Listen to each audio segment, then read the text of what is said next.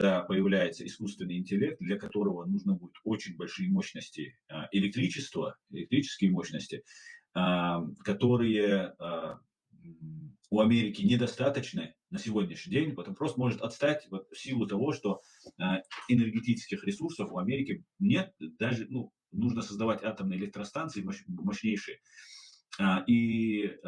Чукотка, мы знаем, что долгое время губернатором там был Абрамович, находится буквально в 89-90, до 100 километров находится Чукотка от Аляски.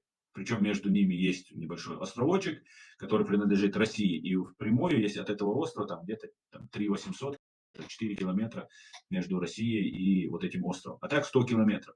И один из присутствующих, вот этот Кирилл Денисов или Денис Кириллов, он является главным лоббистом вот этого проекта построения либо моста, либо туннеля. И Трамп как раз об этом говорил, Путин как раз привез с собой вот этих всех бизнесменов, экономистов, инвесторов, Кириллов как раз министр инвестиций, Силуанов министр экономики и так далее, и так далее. А проект этот, где-то около 100 миллиардов долларов может стоить вот этот туннель. А само население Чукотки насчитывается где-то 50 тысяч человек.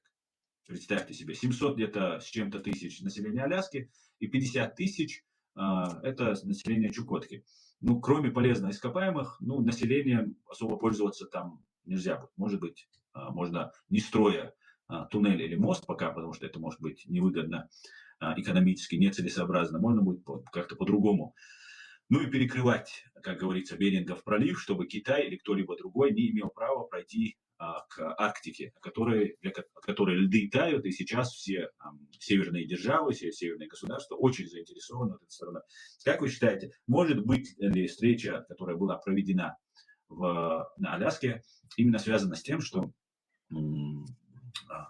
Россия может уступить Чукотку, скажем так, а потом и дальше лежащий субъект России Якутию? Господин президент, как вам идея соединить тоннелем Россию и Аляску?